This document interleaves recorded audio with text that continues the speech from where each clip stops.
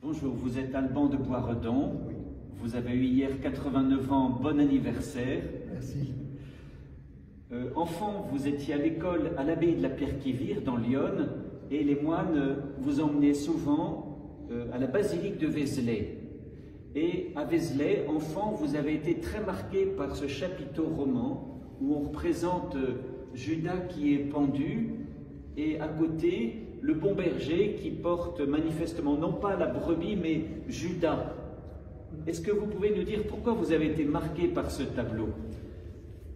Eh bien justement parce que cet homme-là m'a donné l'impression d'être un bon berger, pas seulement un homme n'importe quel, il portait Judas, et donc j'ai pensé réellement que c'était le bon berger qui promenait la brebis la plus perdue au monde.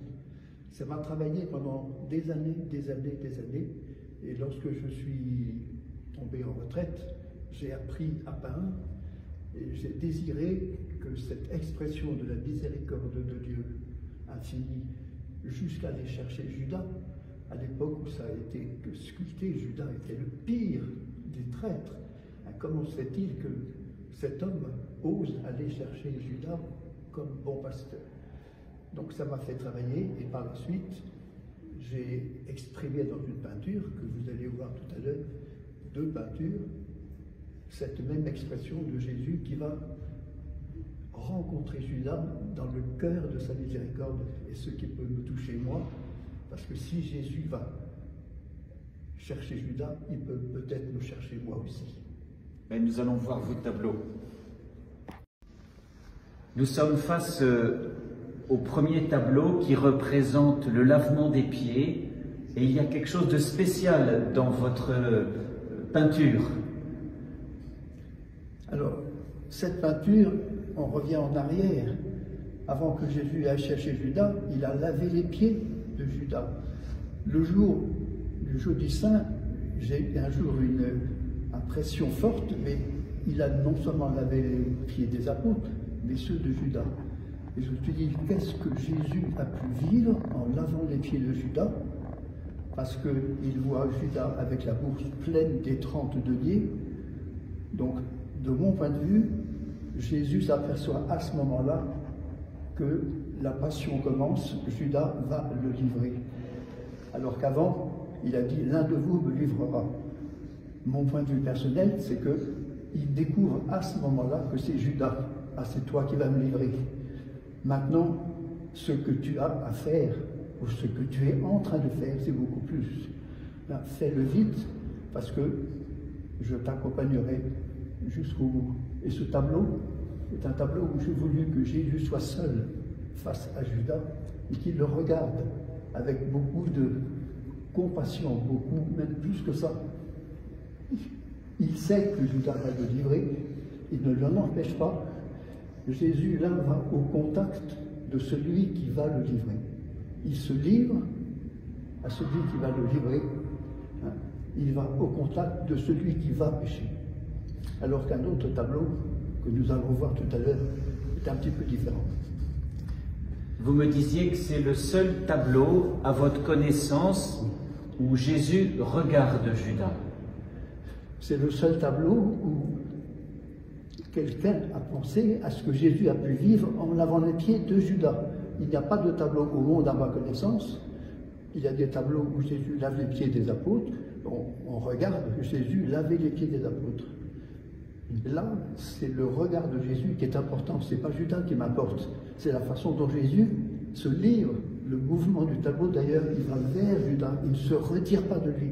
Il va l'accompagner, y compris jusqu'à son péché même. Jésus va donner à Judas la meilleure bouchée. Il va donner la bouchée, c'est-à-dire qu'il ne le critique pas. Il lui dit, ce que tu es en train de faire, parce que tu l'as décidé, fais-le vite. Ce qui, pour moi, est une grosse manifestation de sa miséricorde. Il va même lui dire, il aurait mieux fallu que celui qui l'a livré ne naisse pas, mais ce n'est pas une condamnation. c'est que Jésus sait que Judas va souffrir de le livrer, et il lui dit, mon pauvre Judas, que tu vas souffrir. Nous sommes là face au tableau le plus étonnant. Est-ce que vous pourriez nous le décrire? Alors, c'est un tableau où Jésus va chercher Judas.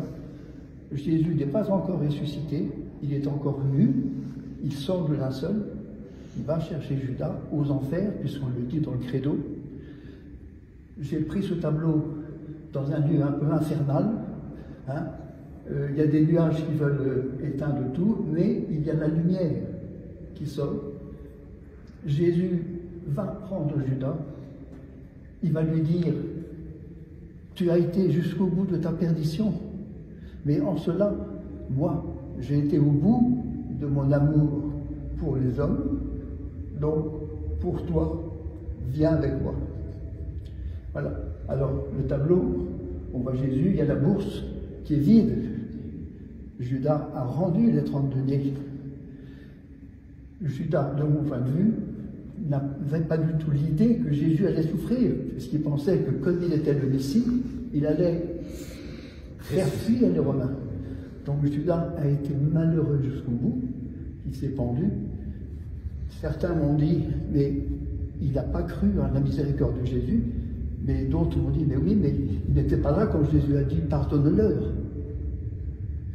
Voilà, c'est une expression, et ce qui a touché, c'est le regard de Jésus sur la façon dont il prend Judas comme un ami.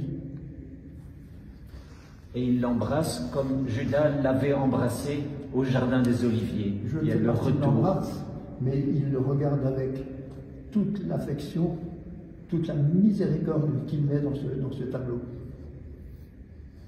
Merci. Alors, il y a une suite de l'histoire, c'est que vous vous êtes aperçu que le pape François aimait beaucoup ce chapiteau de Vézelay. Au point de l'afficher sur son bureau. Sur son bureau, oui. Au moment où j'étais en train de préparer le tableau sur le même thème, le fait que le pape ait la même vision que moi m'a quand même touché. Et donc vous lui avez envoyé? Ce qui fait qu'une fois le tableau terminé, j'ai osé le lui envoyer par l'intermédiaire du cardinal Sarah, qui le voyait tous les jours. Et quelle a été votre surprise? 3 semaines après, je reçois une grande lettre de la nonciature avec à l'intérieur les photos du bureau du pape, où le pape avait affiché mon tableau à côté du chapiteau, sur son bureau. Et puis il vous a écrit cette lettre que je vais lire. Oui. À Monsieur Alban de Boisredon, Paris. Bien cher frère, j'ai reçu votre lettre. Je vous remercie beaucoup, votre délicatesse de partager avec moi votre sentiment. Votre illustration est si belle, j'en suis touché et je l'ai voulu afficher au-dessus de mon bureau avec la photo d'El Chapiteau de Vézelay. Je vous envoie la photo. Le Seigneur vous bénisse. Priez pour moi, je vous en prie, votre frère François. Post-scriptum, excusez-moi de mon français. Quel cadeau, hein? Quel cadeau, quelle humilité, quelle fraternité incroyable. En tout cas, merci de nous partager. Je continue parce que quand j'ai envoyé le deuxième tableau, où Jésus lave les pieds de Judas, j'ai reçu une seconde lettre du pape, où il me remercie aussi des méditations qui accompagnaient ce tableau. D'accord. En tout cas, merci aussi de nous en faire partager. Saint Ignace est très heureux pendant le carême de pouvoir présenter ces 2 tableaux et la lettre du pape à tous les visiteurs.